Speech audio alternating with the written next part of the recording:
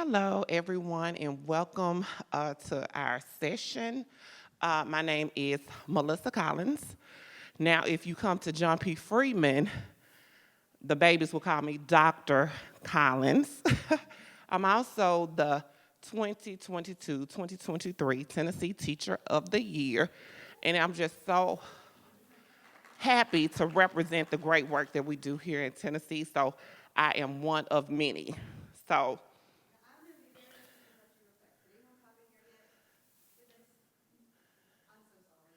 You're fine. Okay.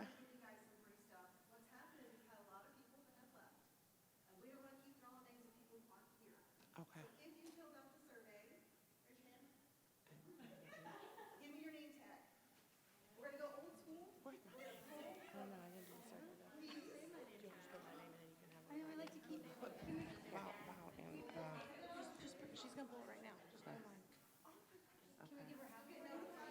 I know. Can we give you half of this so we can keep the other half as a souvenir? Find my name on one. I was like, give her half. That way it's not over. Like I said, I'll just give you whatever they hand. Okay.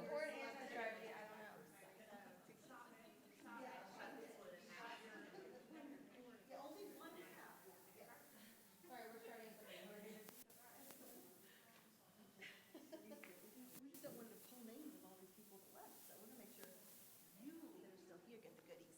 Ladies? No? Okay. Okay, I'm so sorry. I am a proud second grade teacher at John P. Freeman Optional School with the Memphis Shelby County School District. And I fell in love with STEM out of failure. So I want to say that part, out of failure. And I was going through the National Board certification process. And I wasn't successful with the science integrated with math, and I was hurt by it. But as teachers, we know, or educators, you have to reflect. You have to see what you can do to make it better. And so I called researchers to find out what to do, how to get little babies interested in STEM. And so I started them wearing STEM coats, white coats. I'm gonna say that, white coats. And so if you enter my room, you'll see my kids put on white coats during inquiry-based learning. And I saw the impact. I saw how kids would come back and say, can I show your students how I earned my white coat? Or during a white coat ceremony, we'll talk about that later, because I saw the power. And so sometimes as educators, we have to step outside our walls to continue to create a culture. And so we have a white coat ceremonies for grades 3rd through 8th, and we'll talk about that later. But I love STEM. And so if you would stand, we're gonna sing a song, but we're gonna get up for a minute. This is something I do with our community partners. I do this with my kids. I change it around. And so it goes something like this. If you can sing it, and you're gonna say you could do it. Because I can't sing on key, but I believe if I'm singing, I can definitely do it. So if you can sing it, you can do it. If you can sing it, you can do it. When I say STEM, you say time. STEM. Time. STEM. Time. STEM. Time. So we're going to change it up a little bit. With a conference, I changed this song. It was like Meet Me in the Club, but we not going to say that part, okay? Okay. Meet me in Nashville. You're going to say it's STEM time, okay? Meet me in Nashville. It's STEM time. Meet me at the TCN conference. It's STEM time. Meet me at room 104C. It's STEM time. Anywhere you meet me, it's STEM time. Thank you. That was awesome. You have a seat. So now I'd like for you to meet my partner in crime, my sidekick, who also helps with our STEM program, because I'm a STEM coordinator. So I just love STEM, and I truly believe that STEAM is for all. Hi, I'm Heather Bryson, and as Dr. Collins said, I work with her at John P. Freeman Optional School. I currently teach kindergarten, but about 6 years ago, I got hired to work right next door to her as a second grade teacher.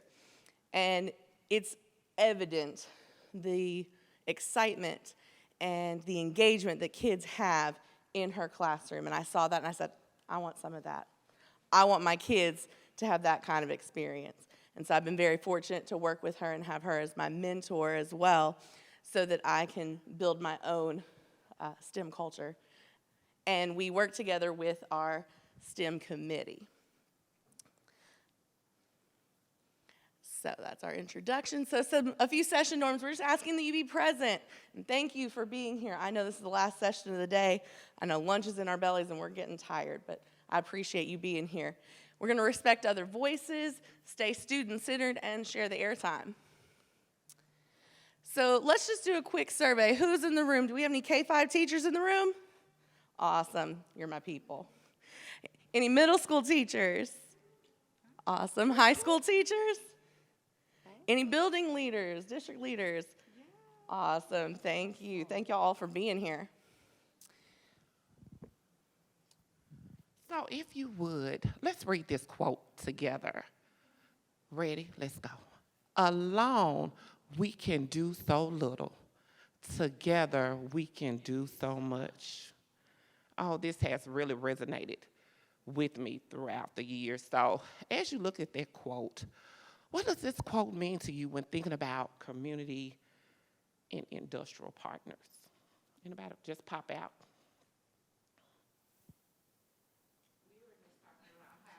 Good.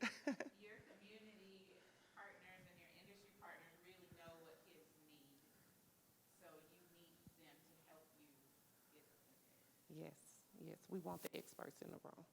We've talked about how the community partners and the being there field trip experiences can help excite the children and give them a real world example of it and how it makes them realize it's part of the real world and not just like, I'm not making you learn about plants just to teach you about plants. You're actually, as an adult, gonna need this. Right, making that connection, as our speaker talked about, science is everywhere, so how can we allow them to see it through the lens of our experts? Anyone else? Okay, so we want you to know that you cannot do this work alone, and I discovered through my teaching career and the more I got into STEM that I needed those industry partners, and they were willing to do the work, and we became stronger together. So right now, Fist of 5. So Fist of 5, let's do, how do you feel your school is doing with creating and utilizing your community and industry partners? 1 being, we're on the ground level, 5 being, we're rocking it. Okay, we've got a pretty wide range in here. That's excellent to see. There were some 5s. I saw a lot of 3s, and that's excellent. We're at a good place here. So where we started was our mission and vision. But before we got here, it took some work. Dr. Collins met with a group of teachers, and they decided to look and say, what are some of these characteristics? What do rock star STEM teachers do? What does it look like when students are doing STEM and are engaged in that learning? And all of that came together to become our mission statement. So I'm going to give you just a second to read it to yourself, and I'm going to see a few words that maybe pop out to you when we're done.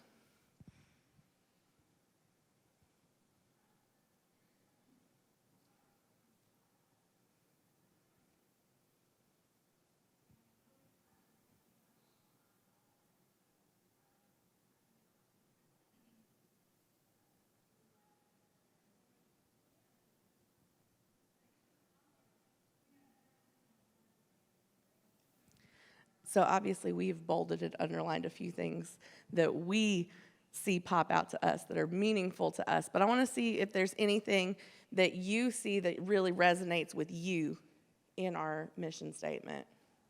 You want to just popcorn out of? I heard interwoven. What was that? Sorry?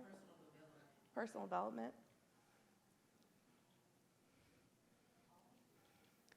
All students. Yes, that has been truly the key to everything is STEM for all students, whether they're in the STEM club, in their classes everywhere, that they all have that interaction and engagement with STEM. Because those characteristics such as collaborate, discover, explore, being creative, all of these things are so crucial, not just in STEM, but in everything our students do. And also coming out of that was our STEM beliefs: inquiry-based learning, collaboration, fostering interest in college and career, building knowledge, interdisciplinary learning, and leadership. We don't want our students to just do STEM, we want them to lead in STEM. We want them to be leaders in the school, in the community, everywhere that they go. And so that led us into our culture, because all of these things tie together. Your mission, your beliefs, all of that ties into your culture, where we've implemented STEM programs, we have experts come in to all of our school events, project-based learning, design thinking, partnerships, mentorships. All of these things come together, and all of these things are a part of what we do with our partners. And my friend Deidre and I was just having this conversation. No matter what initiatives you put in place, if the culture is not right, culture will eat the initiative. It will not happen. And so we had to create a place where everyone felt invested. It became our culture, our building, our happy place. That's what I tell my kids. Come in here. This room belongs to us. And people get invested, even with our community partners. These kids, we belong to each other, and we want to do the work together.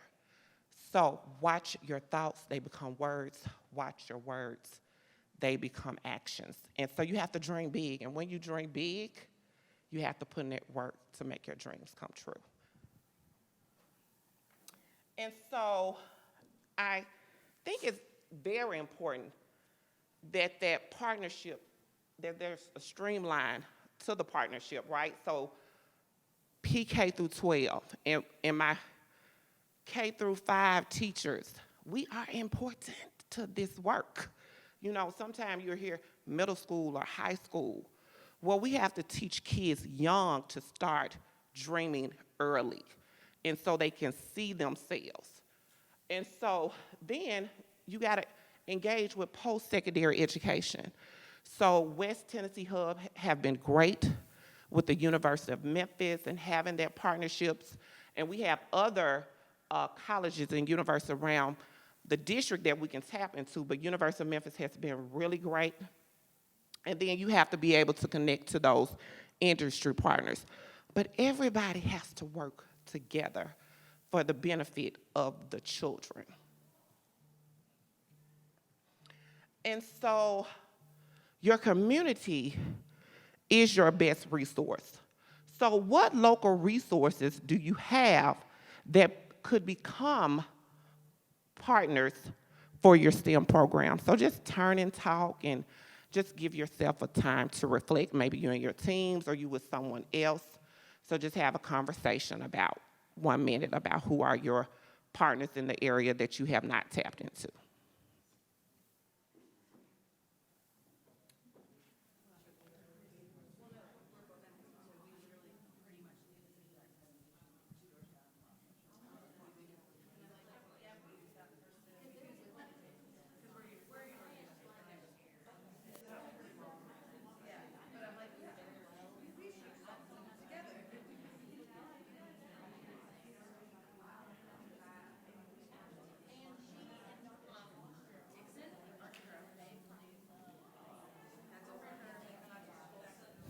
Art to Grow, have you guys ever used Dixon Art to Grow? The Dixon Art to Grow program? They'll come to your school for free. Pink Pal, it's not Pink Pals anymore, it's, yes, it's, Moss. They have those suitcases you can get, those are good,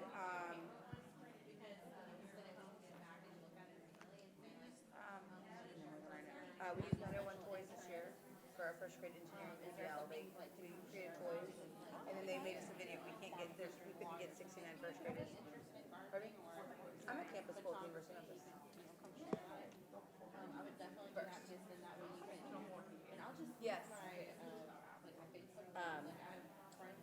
is third. I love her. I think what else we put on ours? She calls all these. We had Dave Brown came and talked with our objects in the sky unit for first grade and talked about weather and how weather can like is in the sky and they already know what it is. They did a food waste thing. We should be a food waste one. Bring food home.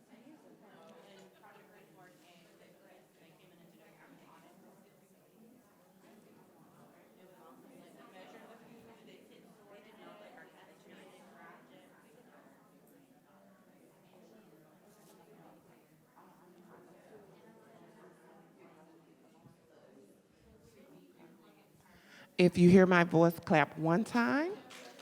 If you hear my voice, clap 2 times.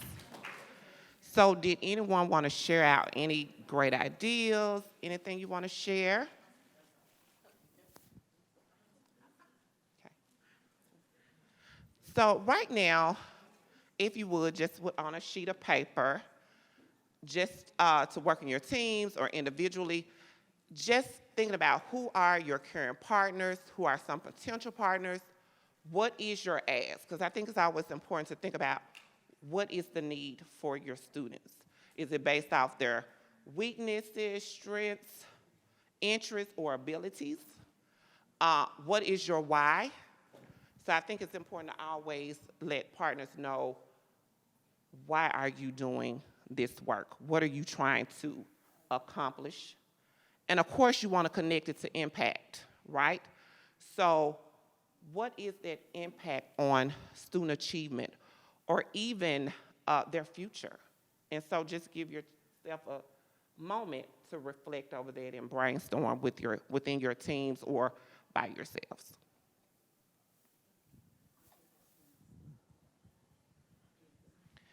And we'll give you about 2 minutes.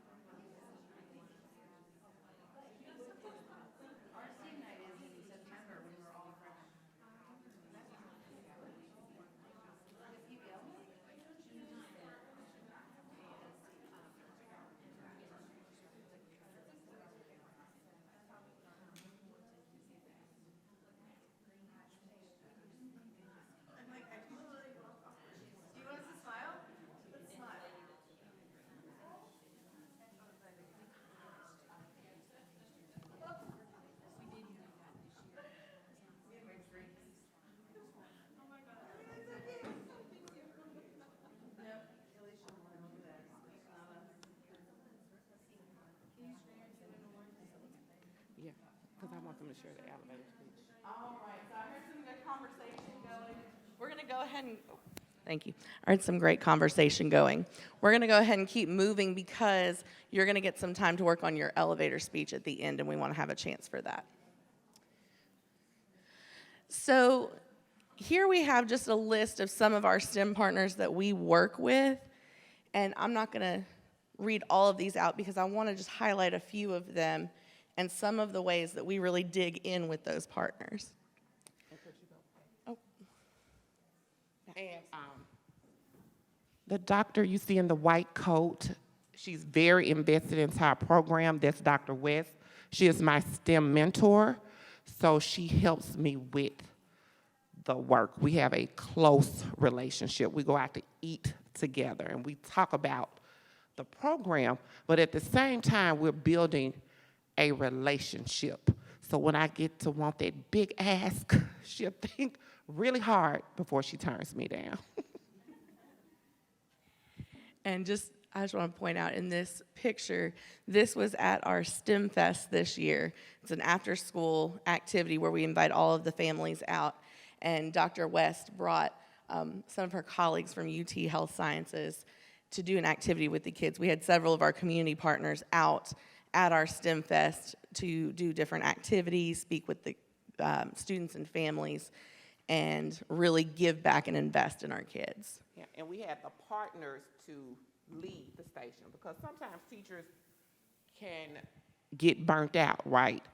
And so we asked the partners to lead those stations. And then we had the future leaders of STEM members come in to support that work as well.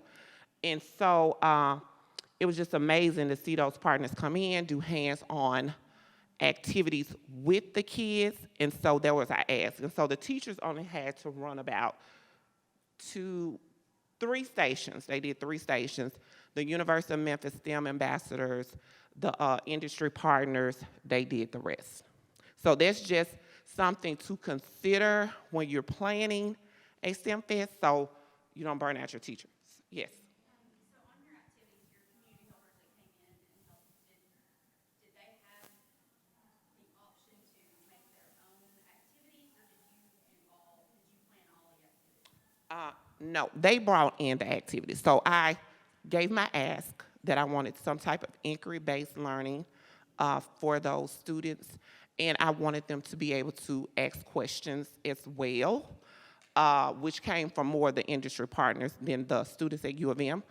And we gave some context, the principal and I, before they even started, like how they can move about in those stations. And we even welcomed the families to work in those stations as well. And the favorite one was the ice cream station. So, yes, so they love that station, so yes. So these are just a few of the ways we really dig in with our partners. Now, the first one up there, the West Tennessee STEM Hub. You know, we had a session earlier with each of our different STEM hubs. They have an amazing wealth of resources. That lending library is really good. Don't miss out on that opportunity to have materials that you may not have funding for at your school. They have a lot of different technology that you can check out and use in your classroom, use with your students in after-school clubs, whatever that purpose may be. But it is an excellent resource. They also do really great professional development. Along with our STEM hub at the University of Memphis, we have our STEM ambassadors. These ambassadors are engineering students who come in and help support our program. They will come in during the school day and work with teachers to support students. They helped with STEM night. As she said, they came in and had a lot of activities that they brought with them to share with students and lead. They also help in preparing for different competitions. We can call in and request and say, hey, we have this competition coming up. Can we get a STEM ambassador to come help us work with our students? It provides that expertise. It provides extra hands and some knowledgeable people to help you in the work. The more help we have, the more sustainable these programs are. MLGW, that are Memphis Light, Gas, and Water, They host a weekend STEM academy for our 3rd through 5th grade students. Our students go once a month throughout the school year, and they do hands-on STEM activities. They bring in speakers. One of the last sessions we had, they brought in a speaker who was talking about the future of robotics in all of the industries, and he was sharing about how, you know, we're starting to see more restaurants and places with robots instead of servers. And so it's giving those kids an opportunity, exposure to different career fields, to hands-on STEM that gets them excited and engaged. Our kids love the Saturday STEM program. And they give teachers a stipend for showing up. So we have 1 or 2 teachers that come and they give them a stipend that Saturday. We also have Geotechnology, which is a local engineering firm in Memphis, and they partner with us in a variety of ways, such as having speakers come out for our speaker series, which we're going to talk a little bit more on a further slide. They send out speakers for Career Day. They've also provided field experiences, and they've worked with us on our STEM night. When we had our virtual STEM night a couple of years ago, they actually had one of their engineers help lead the kids in creating an activity that they were able to do themselves. And so it's access to experts, people who can really talk to the students about what do these careers look like, what do you need to do to get into these careers, how they personally got into these fields and their backgrounds as well. We have our STEM mentors. So Dr. West and Dr. Collins, as we're working to build the program, they are pulling in different STEM professionals from all over, such as geotech, MLGW, doctors from multiple fields, other folks in the medical professions, coding, you name it, we've probably had somebody in that field. And so these mentors sign up to come and speak with our students at our STEM club that we hold monthly. And the best thing that they do for our kids is to say, there's not just one way to get into STEM. They all bring with them their personal experiences, their stories of how they got interested in STEM, what did their pathway look like, whether it was a very traditional, straightforward pathway. Some of them, it was not. They may have had some interesting experiences as they went through college as well. And so they not only expose students to careers and the opportunities available for them, but show them that there's not just one way to get involved with STEM.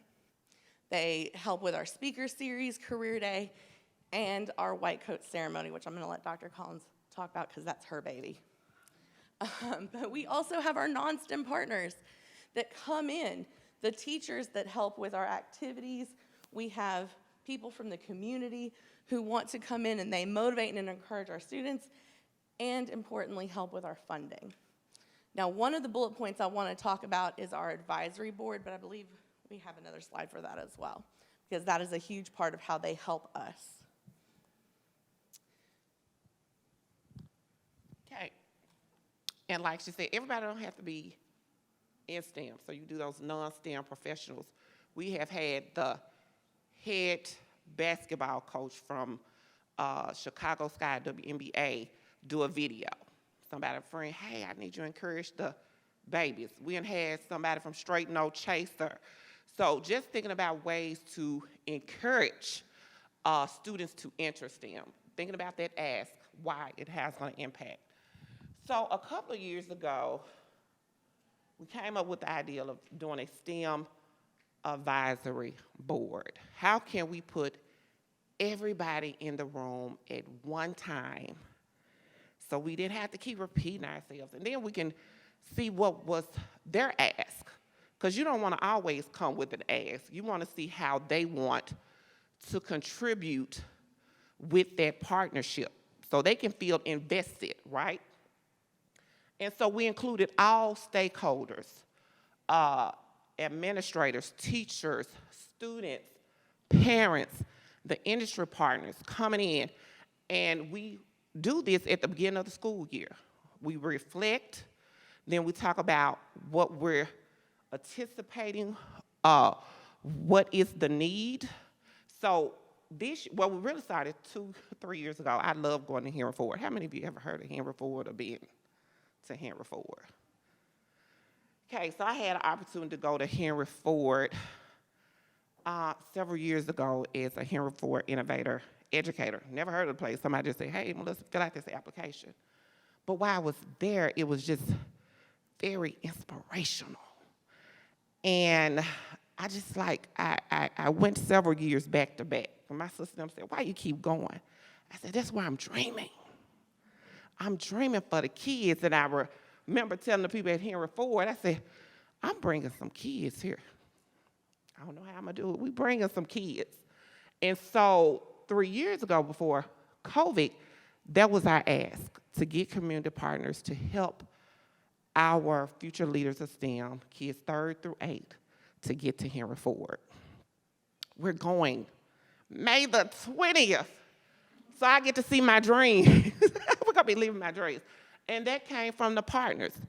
They knew, they were invested in it, giving money. They text me now trying to give me money. And I end up getting producers, entertainers, anybody I can get involved to know about the work. But you have to show them what you're doing. So you need to post on social media. I was so against it for years. I'm like, I don't want them to know about my life, what I do, why. But that's important to show people what you do. And I don't even have to do the work. I give it to the kids. They show it. So, and we'll let them go on their journey with us through social media. So also, we meet monthly or every other month, just depending on when, just to have a conversation of where the program is going, where we would like to go. Do we need to create a survey? What does that survey need to look like?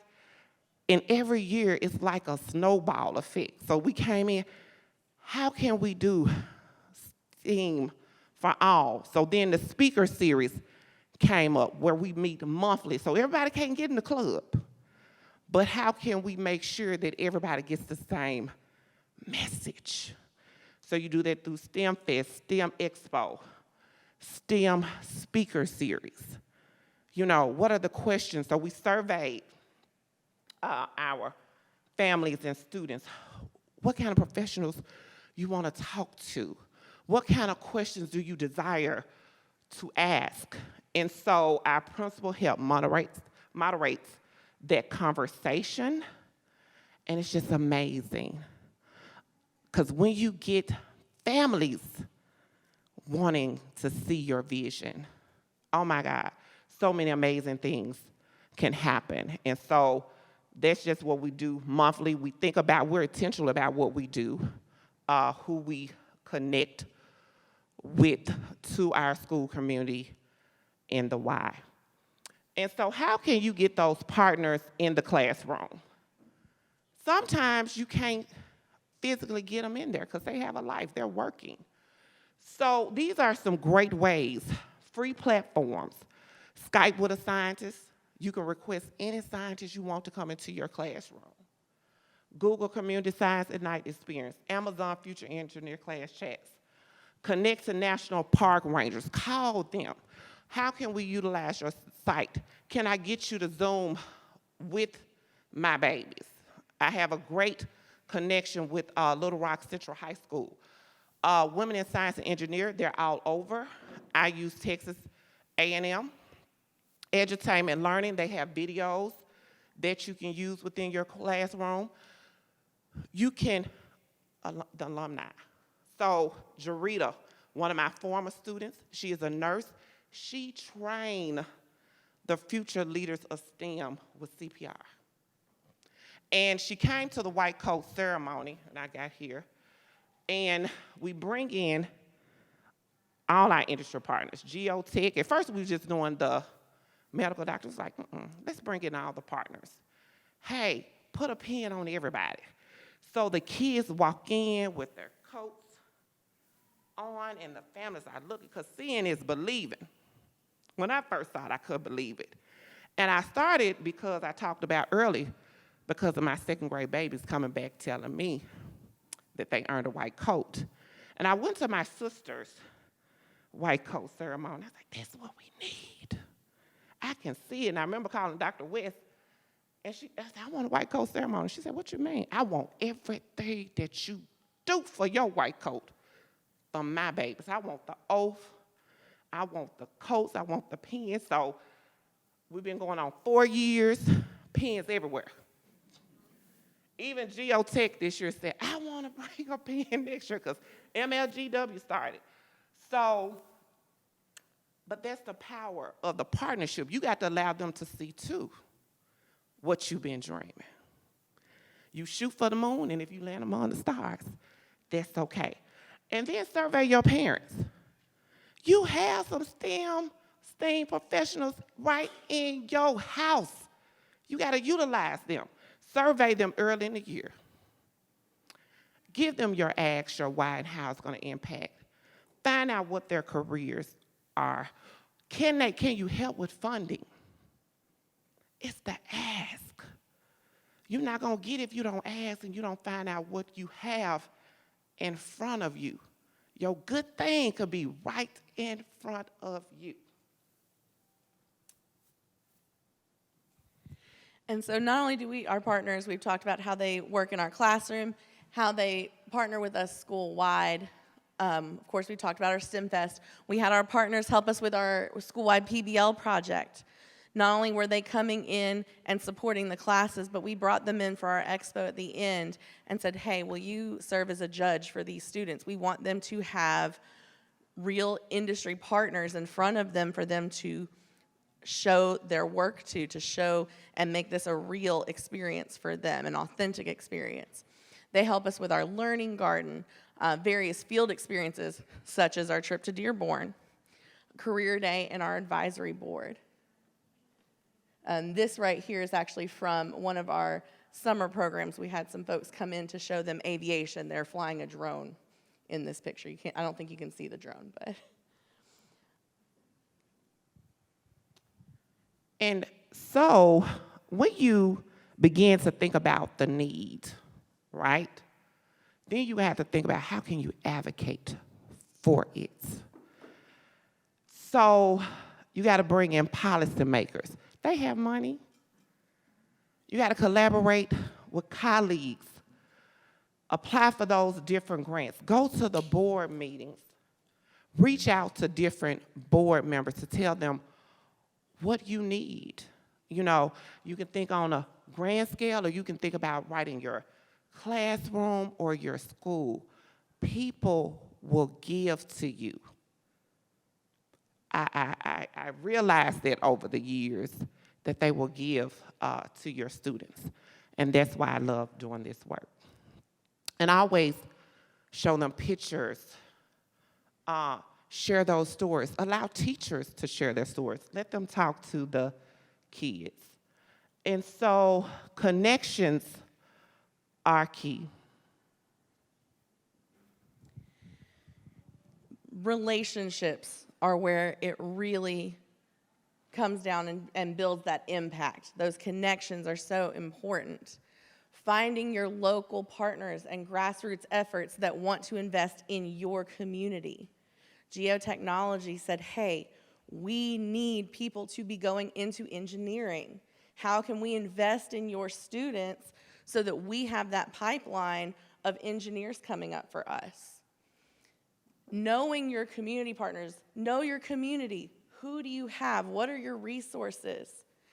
Asking. I will tell you, I will attest, she will ask just about anybody to come and see her babies or Zoom with her kids. Ask, don't be afraid to put yourself out there and say, hey, would you come and talk to my kids? Would you be willing to partner with us? And if they don't come, I say, can I videotape you? She does. She'll see me videotape. Literally on the way up here, we saw some women who were biking up the Underground Railroad Trail from Mississippi to Canada. And she took a video of them to take back to her class because she said, this is really cool. I want my kids to see this and have this experience. So don't be afraid to ask them. Most people will say yes. Share your needs and interests. Tell your teachers, hey, we're doing this. We are looking for these things. Do you have any connections? Do you know somebody? Use your network. Your school is your first place to start as your network. And as she said, showcase your students' work. These partners want to see that you are doing something.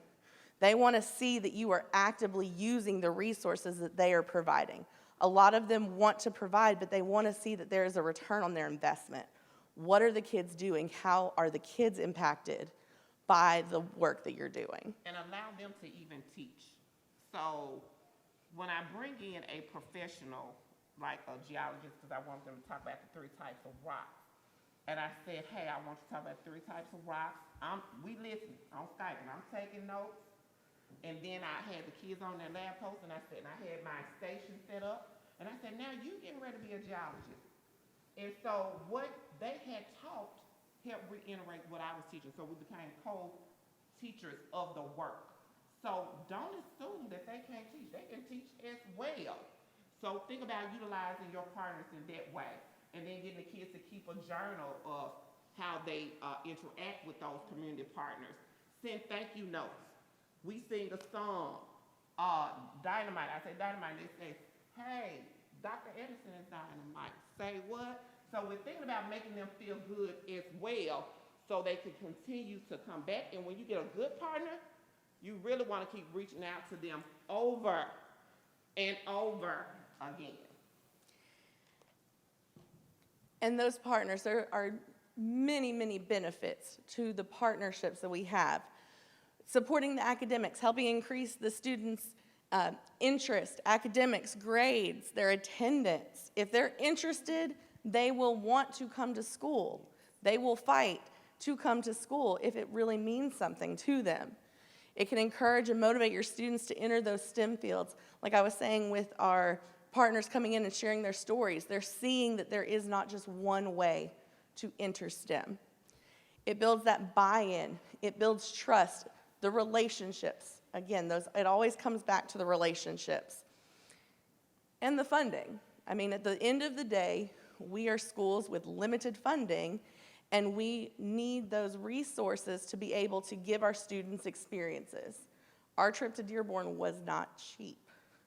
You know, we're having to reach out and find those partners and say, hey, can you give?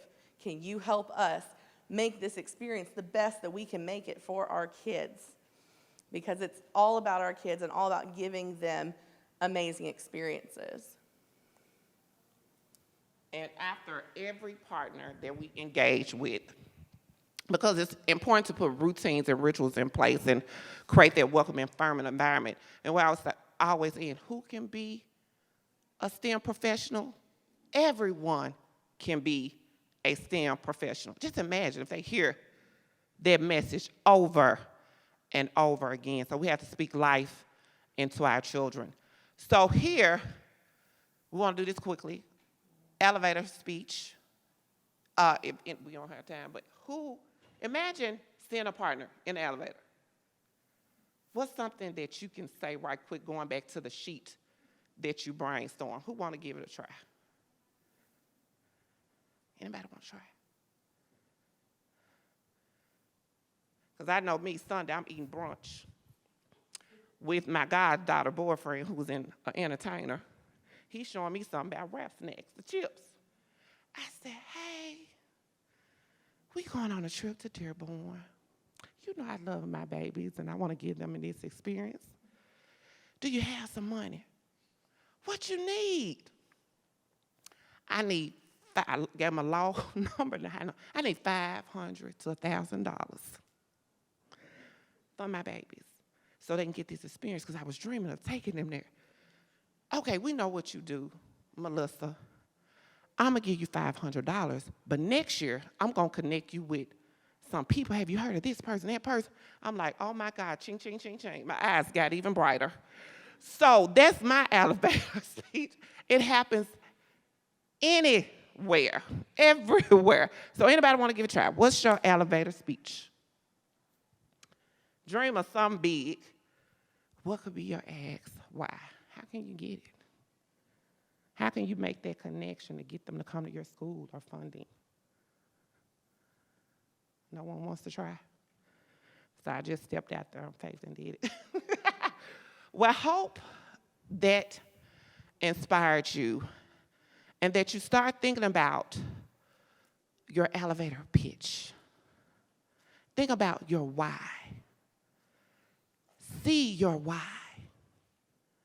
come to life, connecting with whoever you need to connect with on behalf of your children, the future. They depend on us every day, but we're definitely dependent on them to help support our future. So are there any questions?